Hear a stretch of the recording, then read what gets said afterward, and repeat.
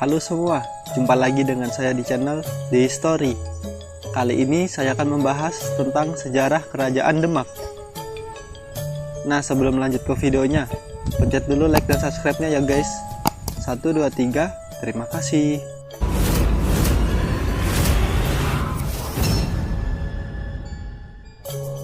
Kerajaan Demak adalah kerajaan Islam pertama di Pulau Jawa.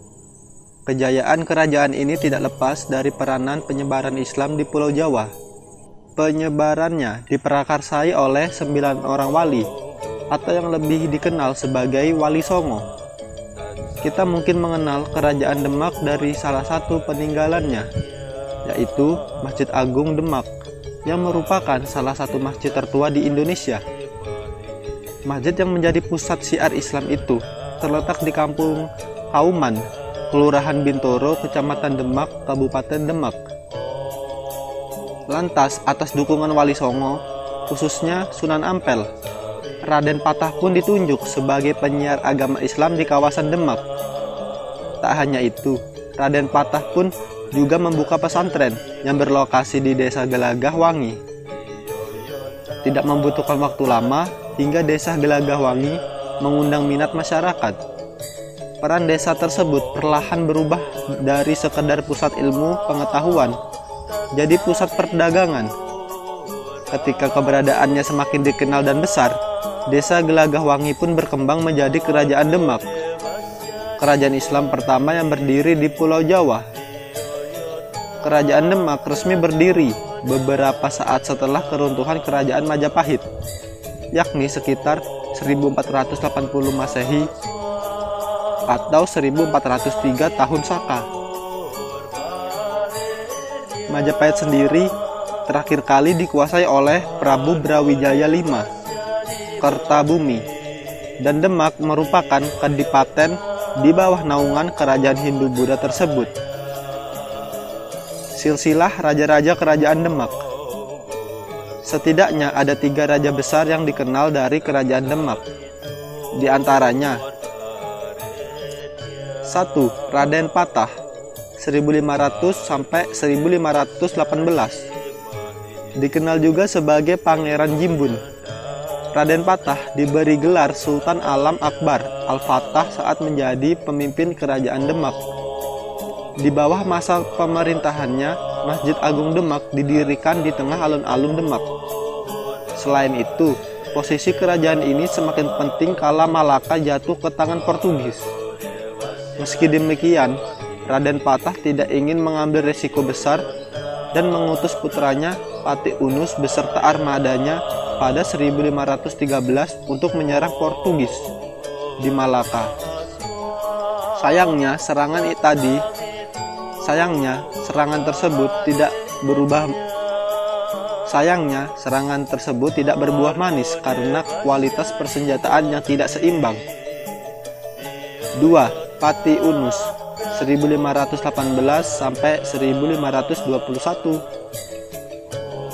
Patih Unus serta-merta memegang pemerintahan Kerajaan Demak saat Raden Patah wafat pada 1518. Kendati penyerangannya terhadap Portugis di Malaka gagal, Patih Unus tetap dianggap sebagai panglima perang gagah dan berani, sekaligus disegani masyarakat.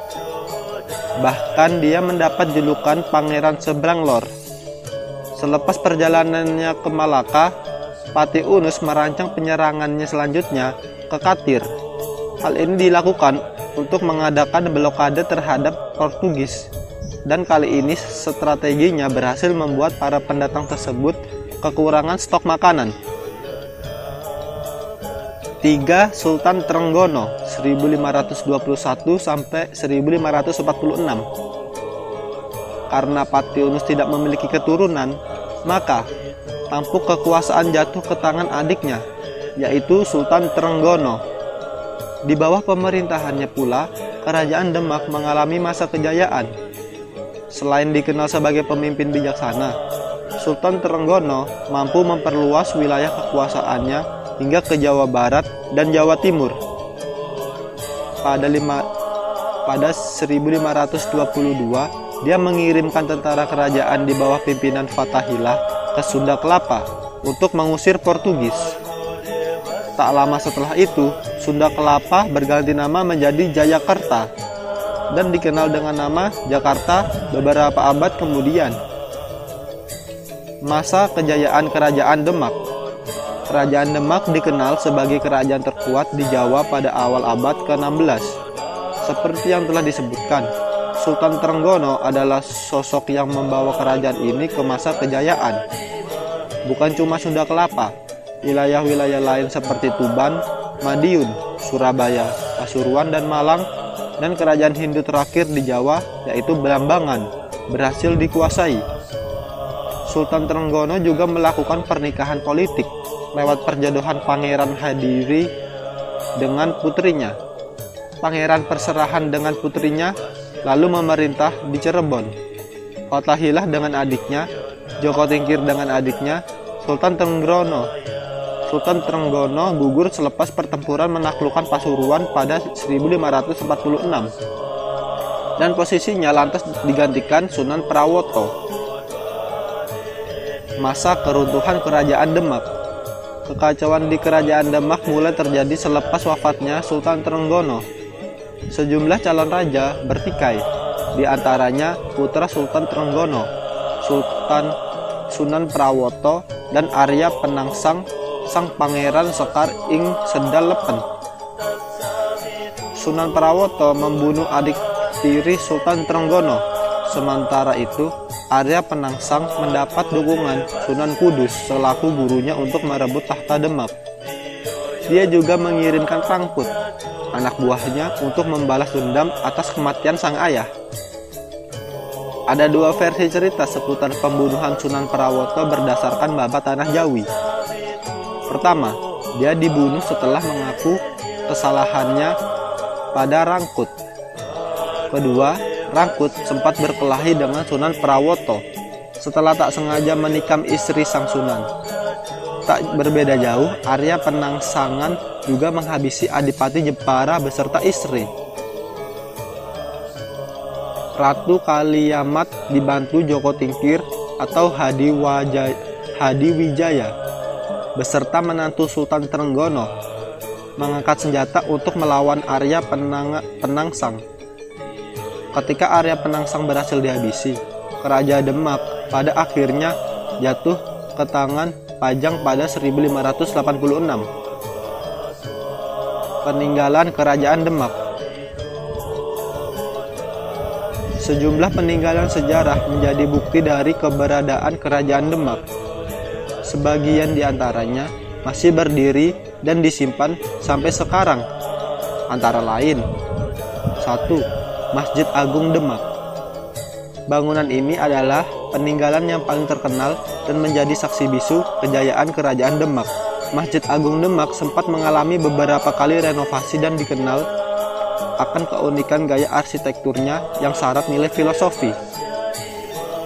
2. Pintu Beledek. Kata beledek yang berarti petir membuat peninggalan ini kerap disebut sebagai pintu petir. Adalah Ki Ageng Solo yang membuatnya pada 1466 sebagai pintu utama dari Masjid Agung Demak. Meski sudah tak digunakan lagi, pintu beledek masih dapat dilihat pengunjung. 3. Soko Tatal atau Soko Guru. Soko Guru merupakan tiang berdiameter 1 meter yang berperan sebagai penyangga masjid. Ada 4 suku guru yang menurut kepercayaan dibuat Kanjeng Sunan Kalijaga untuk Masjid Agung Demak. 4. Dampar Kencana. Dampar Kencana merupakan singgasana para raja atau sultan yang pernah memimpin Kerajaan Demak. Peninggalan sejarah ini sempat dijadikan sebagai mimbar khotbah sebelum disimpan di Masjid Agung Demak.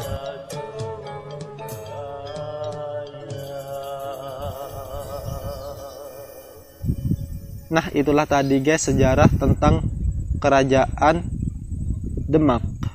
Jika kalian suka, jangan lupa pencet tombol like, comment, share, dan subscribe ya. Thanks for watching, stay safe and goodbye.